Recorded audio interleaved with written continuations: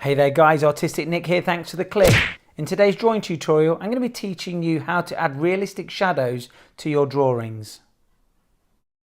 Hey there guys, welcome to today's drawing tutorial.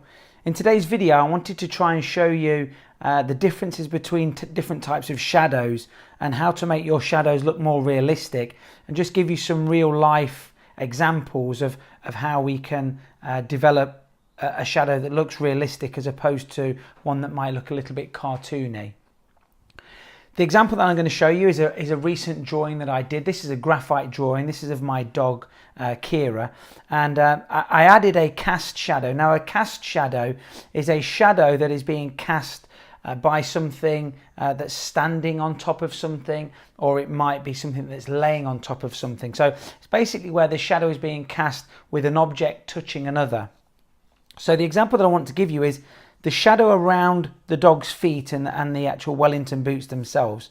So what we have is the shadow coming away from the object in accordance to the direction of the light. So as we're looking at this image here, it's looking as though the light is coming from the top left area.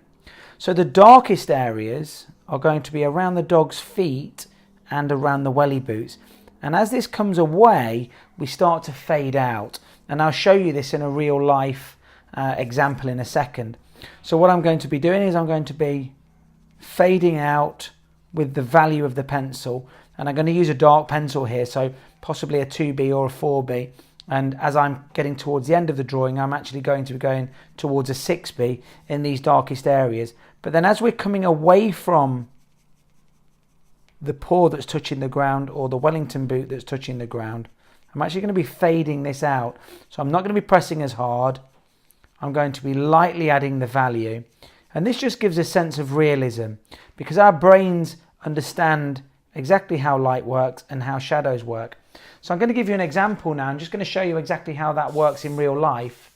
So if I bring this piece of paper in here now, and I put the pencil down onto the piece of paper, so you can see that my light source is coming from the left hand side here. Now where the pencil is touching the paper, we've got the darkest area of shadow, and as we come away, the shadow is fading out, which is exactly the same as what I was trying to show you with the drawing of the dog. So the light source would be coming again from a similar angle to what I just showed you with the pencil. This is the darkest area, and we're fading away from the areas that are touching, and this just gives a sense of realism. And you can really reinforce these areas underneath the Wellington boot here, just again to add some dimension. But you can also see this exact same idea under the dog's collar here. So I've got this darkest area here, and then I'm fading out. The more that you can bring these types of dimensions into your drawings, the more realistic they're going to look. And I just thought that this would be a really interesting and quite a quick tutorial, just to help you along your way, whether you're doing graphite drawings or cartoon work. Slightly more difficult with the cartoon work, because for a lot of the shadows we're using a very dark colour, a dark grey or a dark black, but you can fade away, particularly in the grey tones.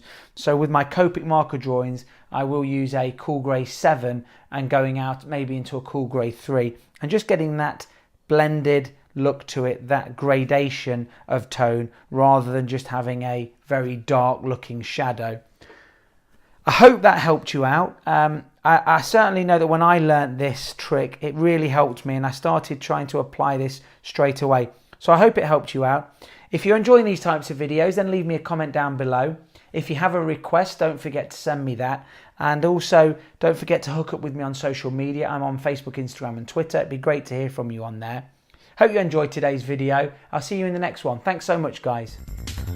Hit subscribe, smack the notifications button, follow me on Facebook, Instagram and Twitter.